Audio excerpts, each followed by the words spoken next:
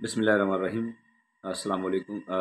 नाज़रीन, हमेशा की तरह मैं किसी न किसी अच्छे टॉपिक पे गुफ्तगू करने के लिए हाज़िर होता हूँ। आज फैमिली टाइम था और कुछ मसरूफ़ियत घर की थी, तो सोचा क्यों ना किसी ऐसी टॉपिक पे कोई ऐसी चीज़ शेयर करूँ कि अगर किसी एक दो को भी इसकी समझ आ गई तो इंशाअल्लाह ताला उसको जब फ़ायदा होगा तो उसका अजर मुझे मिलेगा, सवाब मिलेगा।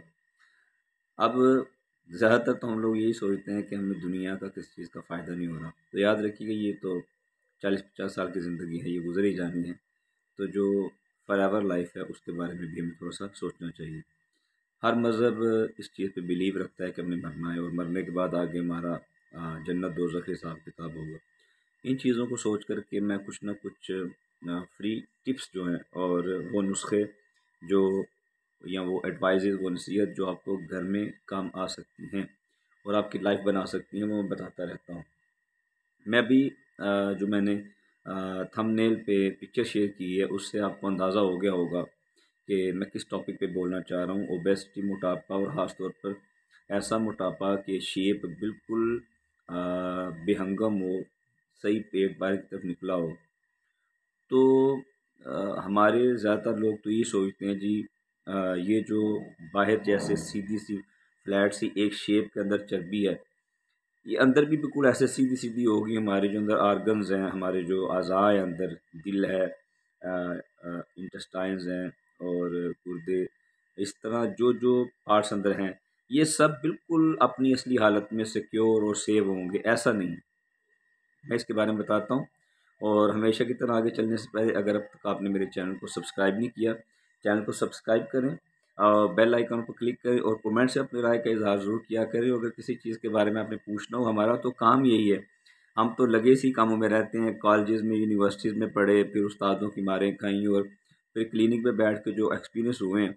तो आप उन लोगों जो लोग हैं, आप उन चीज़ों से ये फ़ायदा ले सकते हैं कि आप अपनी राय में कोई नई चीज़ पूछना चाहें जिस पे मैंने अब तक बात नहीं की, तो आप मुझसे पूछ सकते हैं, मुझे कमेंट कर सकते हैं। मेरा व्हाट्सएप का नंबर मौजूद है, आप रब्ता कर सकते हैं। पाकिस्तान में हैं तो क्लिनिक पे आ सकते हैं, पाकिस्तान से बाहर हैं तो आप नंबर पे रब्ता करके तो मुझसे मालूमात ले सकते हैं।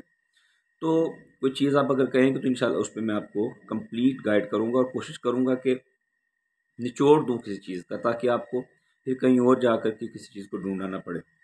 तो मैं अर्ज़ कर रहा था, ये जो बज़ाहिर चर्बी नज़र आती है, हम ये सोचते हैं कि बिल्कुल ये एक तरतीब के साथ जैसे बाहर है, बिल्कुल अंदर भी ऐसी लेयर होगी, ऐसा नहीं होता है। बड़ा डेंजरस निज़ाम है अंदर। और आप सोचें कि अगर बाहर से आपका कोई हाथ पकड़ ले, ग्रिप कर ले ऐसे, तो आप प्रॉपर काम नहीं कर पाएँगे। उस अगर छुड़ा नहीं पा रहे हैं उसको आप ना आपका हाथ सही चलेगा, ना उँगलियाँ सही खुलेंगी कोशिश करने के बावजूद। क्योंकि उसने उसको ग्रिप किया हुआ है, पकड़ा हुआ है। इसी तरह अंदर के जो ऑर्गन्स हैं हमारे, जितने भी हैं, उन सब में ये जड़ों की तरह फैलती है। आप इतनी बेतरतीबी इसकी समझें कि आप जैसे किसी डोर को, किसी या किसी कपड़े को या किसी धागे को आपस में मिक्स करके बिल्कुल उलझा के रख दें, तो वो जो उसकी तरतीब शेप नज़र आएगी, उससे भी बुरी शेप में ये अंदर जड़ें बनाना शुरू करती है ये चर्बी।